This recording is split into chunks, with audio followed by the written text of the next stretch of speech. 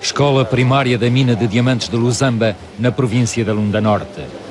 Então hoje o que é a aula? A terceira classe. O que é que está a ensinar? Estou a ensinar a ciência integrada. Tem muitos alunos? Tem muitos alunos, mas a participação é pouca. Porquê? Não sei dizer o porquê. Porque o tempo de agora os miúdos dedicam muito à candonga, abandonam as aulas, passam o tempo na praça, etc.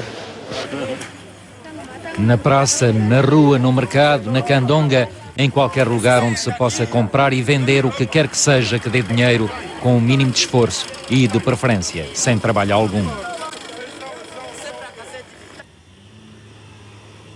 O local privilegiado para a candonga são as grandes cidades, encabeçadas por Luanda. À semelhança do que aconteceu no resto da África pós-independências, é para a cidade que todos correm, abandonando os campos tanto mais facilmente quanto assolados pela guerra civil. Todos, no caso de Angola, são também os chamados zairenses, angolanos refugiados no Zaire, onde acabaram por ser igualmente vítimas dos conflitos que ciclicamente ensanguentam aquele país. Na Diocese do Beja, no norte, o problema que mais nos afeta e que mais sentimos não é tanto o problema zairense, é o problema dos refugiados que regressam do Zaire. Muitos angolanos, que são justamente daquela zona do Beja, ali do Bembe, do Songo, que estão a regressar em condições difíceis. Eles vêm praticamente sem nada, precisam de se reinstalar, precisam de condições para começar a trabalhar, a fazer a sua casa e até precisam de transporte, porque é muito difícil vir a pé centenas e centenas de quilómetros sem um transporte. Este é o grande problema que se propõe neste momento, inclusive ajuda alimentar, como há bocadinho já referi. A cidade de Luanda. Nela desembarcam todos os náufragos da independência falhada, da revolução por cumprir. Os náufragos, os infelizes, os descontentes. Os seguidores da miragem do homem branco, os que acreditavam que o paraíso é feito de cimento. Os pequenos camponeses, primeiras vítimas da guerra civil. Os despojados, os perseguidos. E depois os inevitáveis oportunistas de todos os movimentos políticos, de mistura com os iluminados e os idealistas. Vindas dos moceques periféricos e do interior, as populações desembarcam, dia e noite, e em cada fornada, em cada carregamento humano, chega pelo menos um desadaptado, um potencial criminoso. Preparada para acolher 600 mil habitantes em 1974, as infraestruturas de Luanda suportam agora uma população que ultrapassa os 2 milhões de indivíduos, que é como quem diz, não suportam.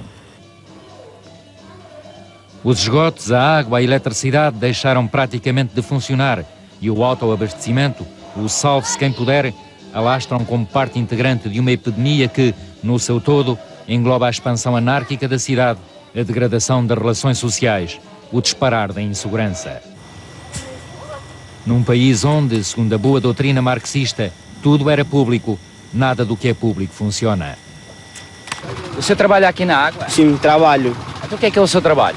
Eu trabalho com aquele carro amarelo. Abastecemos água às populações da zona onde não tem torneira nem chafariz para o povo se abastecer. Nós viemos aqui ao rio, os moços aqui que trabalham com as motos-bomba, metem no carro e nós levamos até naquele sítio onde a população necessita de água, que não tem chafariz, e nós vendemos a eles. Ok, então se fossem vocês, o problema da água ainda era pior em Luanda do que é agora? Muito pior.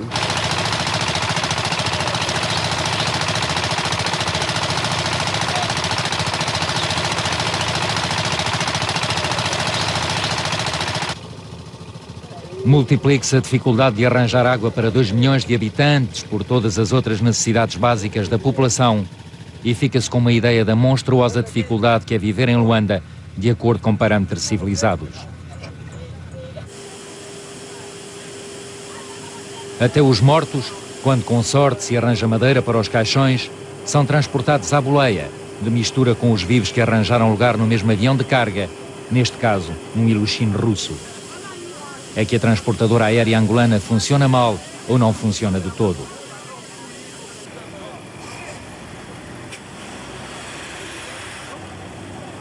A incompetência toca depois as raias do absurdo no que respeita aos produtos de que Angola é excedentária. Por uma notável aberração dos circuitos de distribuição, a gasolina e o gasóleo faltam dia sim, dia não nas bombas de Luanda e faltam durante meses nas cidades do interior, dando lugar a mais um florescente negócio de candonga. A candonga e o esquema tornaram-se as duas instituições pilar que garantem a sobrevivência. Talvez por isso mesmo encarado com tolerância pelas autoridades, o negócio ilícito face à descarada nas ruas de Luanda e inclusive o mercado negro de divisas. Uma operação cambial que, é verdade, pode levar um dia inteiro nos bancos e que na candonga se resolve em poucos minutos. 10, 20, 30, 45 e 100. E assim é para tudo. Levado pelos soviéticos e espanhóis, o que resta de peixe nos mares de Angola só chega à mesa dos angolanos quando apanhado artesanalmente pelos pescadores que escaparam aos tentáculos das empresas estatizadas de produção.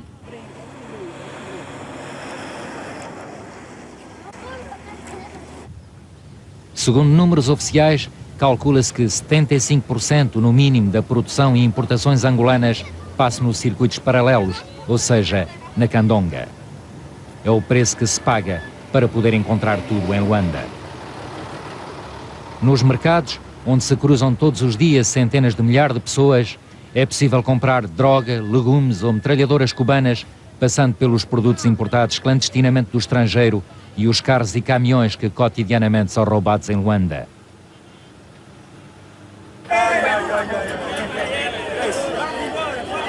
A miséria das lojas do povo foi definitivamente substituída pela abundância dos mercados tradicionais, como o que dá pelo nome eloquente de Roque Santeiro, zonas perigosas onde, ao contrário da reação salutar dos que fizeram a guerra, a violência se tornou numa segunda natureza da juventude angolana.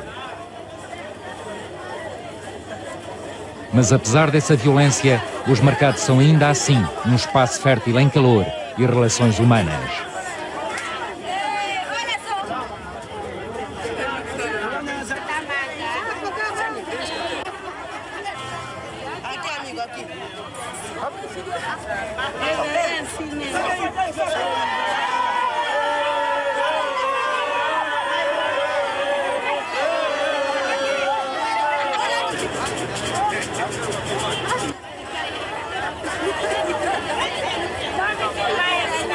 Há pouco falou de dificuldades da sua própria gente em contacto com a cidade. O que é que o senhor queria dizer com isso?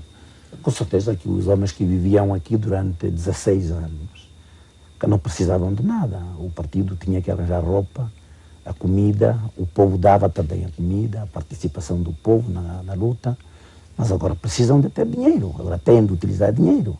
Elementos que vieram com 10 anos para aqui, para Jamba, ou para a resistência, têm hoje 26 anos, homens e mulheres, já é gente grande. Portanto, têm de assumir a responsabilidade da sua própria vida. Sabem tratar com o dinheiro. Têm dificuldades. Sabem viver na cidade. Têm dificuldades. Portanto, é muito natural. E a sociedade de dinheiro é muito diferente. Primeiro comando seguir.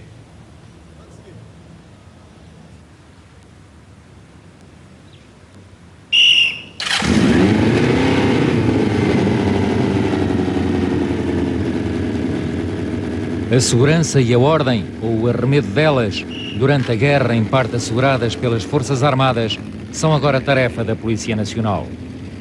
Esta avenida é uma avenida muito conflituosa em questões de acidentes de viação, porque os senhores estão-se a perceber o movimento rodoviário que isso tem. E onde há acidente de viação, também há pequenos focos delitivos. Aqueles indivíduos, esses miúdos que vocês veem aí, vendedores ambulantes, não dedicam só, para além da venda ambulante, também tentativas de assalto aos próprios veículos. É claro que Luanda não é um paraíso de tranquilidade, longe disso. Mas também ainda não chegou aos índices de criminalidade de Nova Iorque ou do Rio de Janeiro, nem tampouco aos de Lagos, na Nigéria, ou Kinshasa, no vizinho Zaire. Digamos que é um problema de contexto. O assassinato de um estrangeiro é banal em qualquer país, Em Angola, desperta de imediato os fantasmas da Guerra Civil. Aqui em Luanda, quais são os bairros onde a polícia tem mais dificuldades? Nós temos mais dificuldades nos Moceques, Molenvos e Camame. São os bairros mais populares? Mais populosos e dando... Isso são os bairros mais populosos e a sua configuração geográfica faz com que a situação delituosa se aumente. Situação geográfica em sentido? É no sentido da autoconstrução. Não está urbanizada, é uma zona desurbanizada e a construção é anárquica. Naturalmente, onde há construção anárquica, há concentração de delito. A própria circulação das viaturas não é facilitada? Não é facilitada o patrulhamento alto. Só tem que ser patrulhamento de infantaria. Mesmo com patrulhamento de infantaria, tem que ser no número de 7 ou 8 homens. Não é possível um homem sozinho patrulhar ou dois? Nestas zonas é impossível. E na zona noturna, em horas noturnas, é um perigo. Ainda que relativa, a insegurança contribuiu para desfigurar o rosto de Luanda. Grades nas montras, nos restaurantes, nas vivendas, nos apartamentos. Grades simples, duplas, triplas, elas são as grades da fraternidade desfeita, o universo concentracionário onde acabaram os mitos libertários e começou o tempo do medo.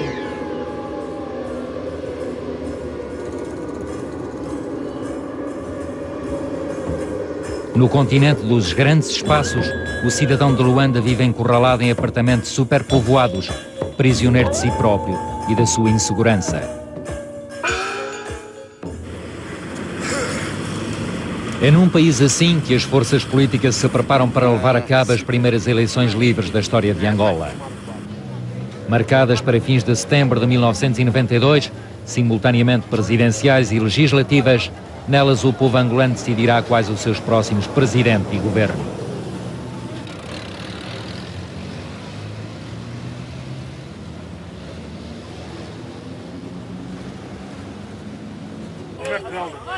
Apesar da multiplicação dos partidos políticos, os chamados partidos emergentes, tudo indica que o resultado final será decidido entre as duas forças que estiveram diretamente envolvidas na Guerra Civil, o MPLA e a UNITA. Vai mesmo haver eleições em setembro?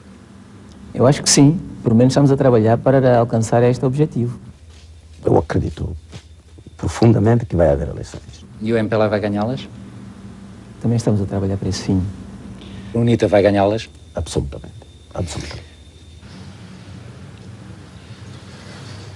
É voz corrente em Angola que o MPLA está mais implantado nas cidades, no asfalto, como é uso dizer-se, e a UNITA nas zonas rurais e bairros periféricos das cidades do centro e do sul. Num caso como no outro, há uma extrema personalização das duas correntes políticas à volta dos respectivos líderes. Dois homens com visões e atitudes políticas bem diferentes, por detrás das quais nem sempre é possível esconder uma boa dose de intolerância. Qual é a sua opinião, Sr. Presidente, sobre o Dr. Jonas Savimbi como líder político? Bom, eu acho que não estou em boa posição para fazer juízos de valor sobre a personalidade do Dr. Jonas Savimbi. Não é? Ele é dirigente de uma organização que durante muito tempo conduziu uma guerra aliada a forças estrangeiras que em África estavam oprimindo outros povos, como era o povo da Namíbia, o próprio povo sul-africano. Estou a referir-me ao sistema do apartheid. E antes disto, porque os senhores devem conhecer da história do colonialismo, há declarações nesse sentido do Sr. General Costa Gomes e outros, também prestou os seus serviços ao regime colonial português. São traços bastantes para caracterizar o homem. E a sua opinião pessoal como líder político sobre o Presidente José Eduardo dos Santos, como líder político também? É sempre difícil dar uma opinião sobre um dirigente. Vamos nos encontrar esse tempo frente a frente e eu não gostaria de dizer coisas nem boas nem más. Ele está lá. Penso que é o único dirigente do MPLA capaz de se apresentar às eleições, é tudo quanto posso dizer. Se porventura o Dr. Jonas Savimbi ganhasse as eleições presidenciais e o MPLA as legislativas, o Sr. Presidente estaria de acordo para que o MPLA formasse governo? Bom, isso significaria que teria sido o veredicto popular.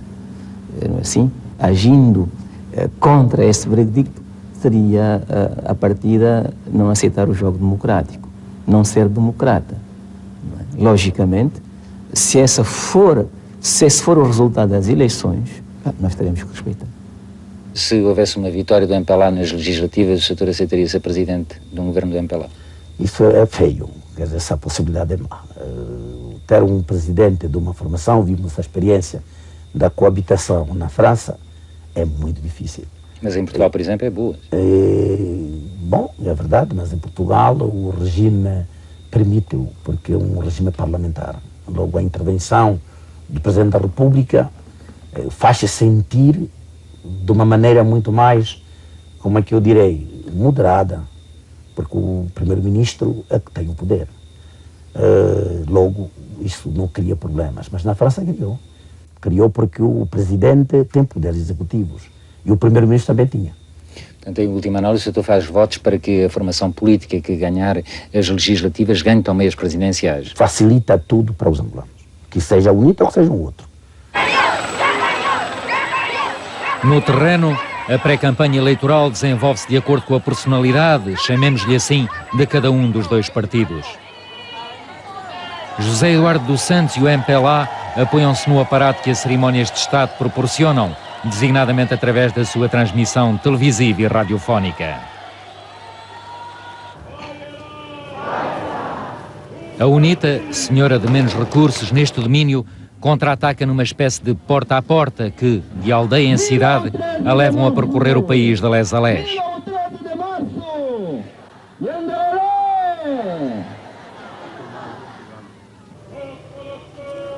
À técnica dos meios de comunicação de massa utilizada pelo MPLA, a UNITA responde com as organizações e manifestações de massa, procurando o apoio das autoridades tradicionais e dos mais velhos, os anciãos cuja opinião continua a ser escutada e a ter peso nas zonas rurais de África.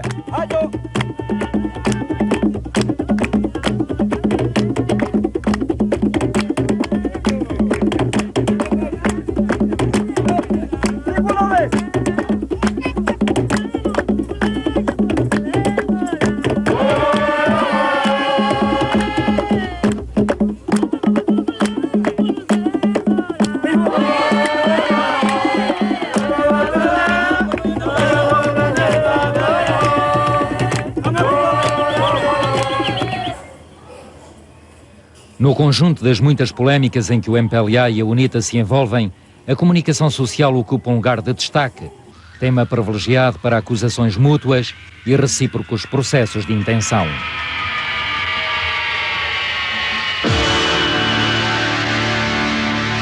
Conhecendo como nós conhecemos a informação da UNITA, diremos que ela não perdeu nem perderá tão cedo o tom sectário e panfletário com que vê todos os factos e todos os acontecimentos.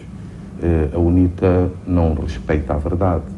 Para ela, os factos não contam. Contam é uma ideia que pode ser martelada muitas vezes, sendo a mentira mais descarada, que eles pensam que mais dia menos dia as pessoas acreditam. Não podemos comparar a UNITA com uma opinião séria acerca da informação. Eles não possuem, efetivamente, este sentido de análise nem de compreensão dos fenómenos democráticos. Seja como for, não acha que a UNITA está a responder no plano da propaganda às emissões de propaganda do MPLA e que, com tudo isso, o sacrificado é a informação? Eu julgo que não. Apesar de tudo, estamos a fazer um esforço. Leia os jornais que se publicam em Luanda e que são da responsabilidade do PT, e leia o nosso jornal e vai encontrar diferenças absolutamente abissais. Nós estamos a procurar fazer um jornalismo que, embora partidário, é um jornalismo digno e dignificante. Se porventura a UNITA ganhar as eleições em setembro e o convidar para continuar neste cargo, aceitaria? Depende que tipo de UNITA chega a ganhar as eleições. Se for esta UNITA que viola diariamente os direitos humanos, dificilmente eu poderia aceitar trabalhar com ela. Se porventura o MPLA ganhasse as eleições e o convidasse para vice-ministro da Informação, aceitava? De maneira nenhuma. Porquê? Em condição nenhuma. Porquê? Exatamente porque o distanciamento que me separa do MPLA é de tal maneira que nunca teria hipótese de trabalhar em conjunto. E não é o simples facto de o PT agora se transformar por alquimia subtil em social-democracia, que eu vou acreditar que ele venha alguma vez a ter alguma coisa de social-democrata.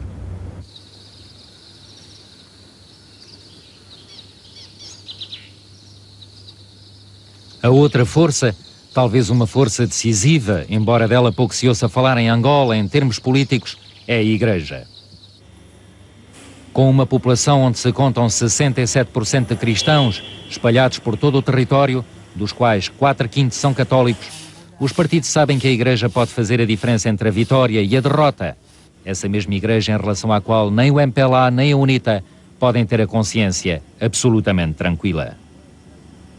A Igreja em Angola teve mais problemas com o MPLA ou com a UNITA? Olha, é difícil responder a essa pergunta, porque haverá casos em que foi mais de um lado e casos em que foi mais do outro. A UNITA raptou religiosos, por exemplo. Eu tive a oportunidade de encontrar alguns. Sim, certamente, e houve bastante raptos da UNITA, claro. É uma situação da guerra, nós compreendemos que durante as guerras há sempre anomalias desse género.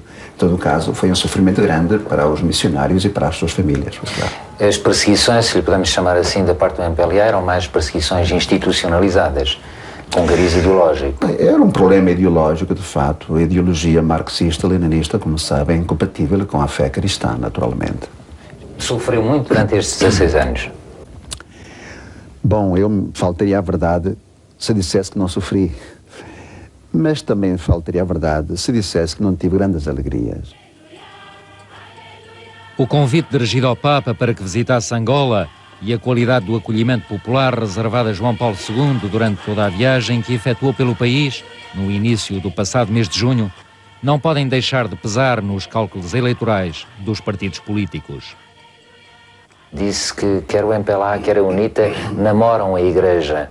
Sente da parte dos dois principais partidos uma tentação de convencer a Igreja das boas razões que lhes assistem na perspectiva das eleições? Bem, eu não sei quais são as intenções deles. Da minha parte, parece-me que não fazem mal aproximar-se da Igreja. Todos os partidos, a Igreja tem para todos eles uma mensagem e nesta fase penso que devem até atender a voz da Igreja, porque é um momento difícil e se a Igreja não tem um remédio ou não tem uma receita técnica para a política, tem sim, pois, uma experiência da sabedoria e ela pode ajudar certamente a resolver os problemas de uma forma mais humana. No que respeita às relações com Portugal, que os líderes do MPLA e da UNITA consideram como nunca tendo sido tão boas, José Eduardo dos Santos e Jonas Savimbi têm, no entanto, posicionamentos diferentes. A essa diferença não estará por certo alheio o facto de um modo geral, as chancelarias ocidentais se sentirem mais tranquilizadas com a hipótese de vitória de um MPLA com o qual, apesar de tudo, já estão habituadas a tratar, do que com a vitória de uma UNITA que consideram regionalista e pouco pragmaticamente pan-africanista. Se Angola tivesse que escolher um país ou um conjunto de países com os quais manteria relações privilegiadas no futuro, quais seriam esses países?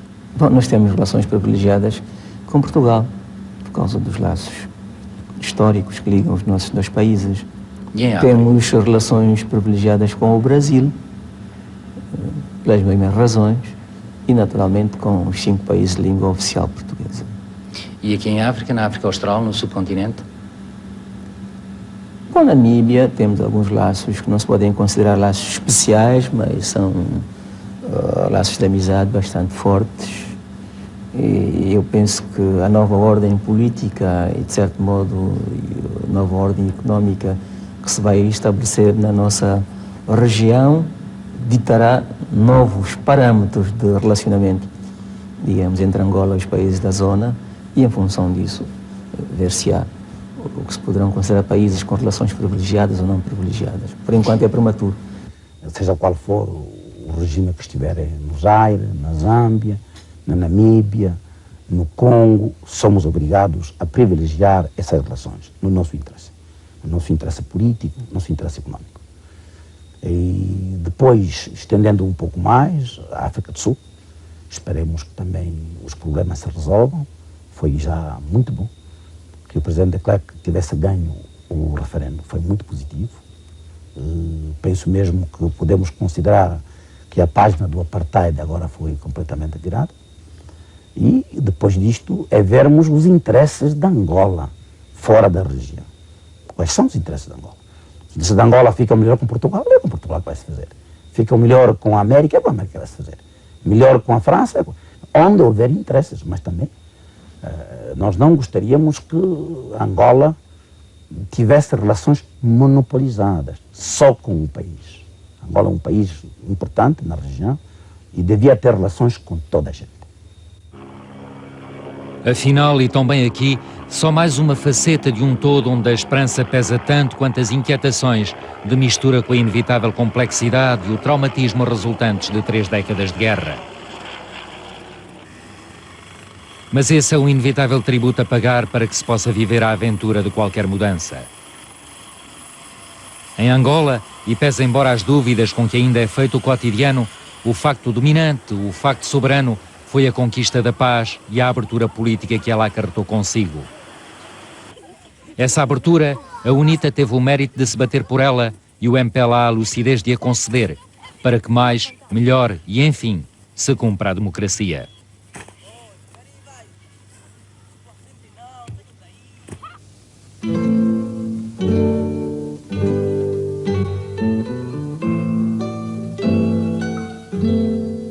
O presente de Angola, os angolanos veem-no assim. Eu venho falar, meu irmão, de um tempo de paz, de um tempo sem dor, sem ódio nos olhos, sem armas na mão. O povo na rua, qualquer seja a cor, festeja a sorrir a completa união. Cabinda, Cunene, mãos dadas, Angola, Angola no coração. Cabinda, Cunene, mãos dadas, Angola, Angola no coração. É uma imagem um pouco otimista, em verdade se diga, uma visão idílica do país, ainda afastada da realidade. Mas esta pequena falsificação do presente pouco importará se vier a ser possível olhá-la de um futuro onde finalmente se tenham concretizado todas as promessas durante longos 16 anos adiadas. O conjunto do continente afundou-se nos planos económico, político e social desde os anos 60 e, no caso dos Palopes, desde os anos 75. Com que trunfos é que Angola conta para escapar a essa espécie de fatalidade que se abateu sobre a África?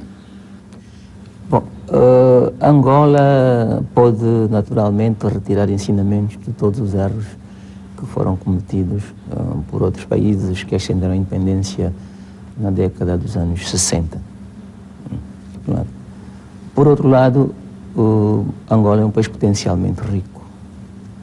Eu refiro-me à riqueza que existe no subsolo, mas também me quero referir à riqueza humana. Nós temos pessoas que gostam de trabalhar, temos gente empreendedora. Felizmente formamos alguns quadros depois da independência. Temos alguns que se formaram antes da independência e que são também de grande valor. Eu tenho a impressão que se formos capazes de potenciar todos esses recursos e de definir programas realistas, seremos capazes de transformar, enfim, num futuro que se estenderá, digamos, a 10, 15 anos, Angola num país próspero.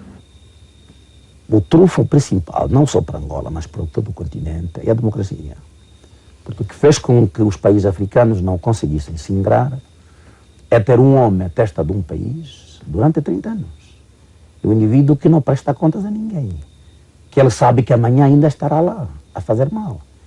Eu penso que as democracias que hoje emergem no continente vão constituir uma alavanca principal para a África recuperar. Porque os governantes saberão que haverá períodos em que terão de prestar contas. Incapazes vão sair, os capazes poderão continuar, mas a ideia mesmo da alternância cria uma vida política sã, o que permite também termos finanças, a economia sã, porque quem quer ganhar as eleições terá de trabalhar bem, terá de procurar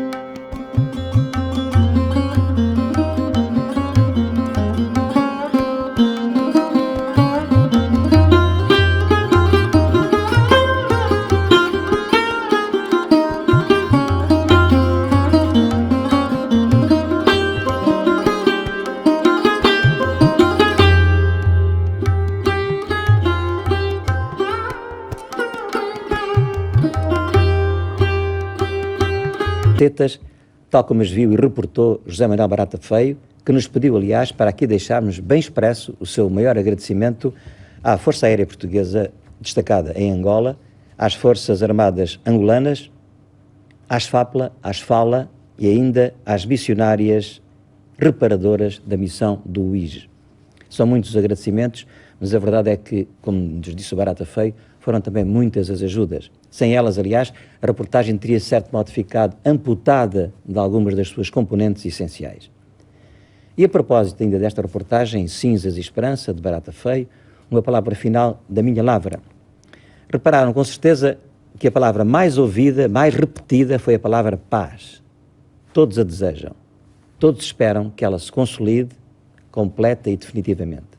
Oxalá o seu povo venha a ter a sageza de preservar esta oportunidade que a história lhe faculta e consolide definitivamente os fundamentos que façam Angola emparceirar o mais rapidamente possível e sem complexos na comunidade das nações, sem abdicar nunca das suas características próprias e da sua vincada identidade. Sinais do tempo.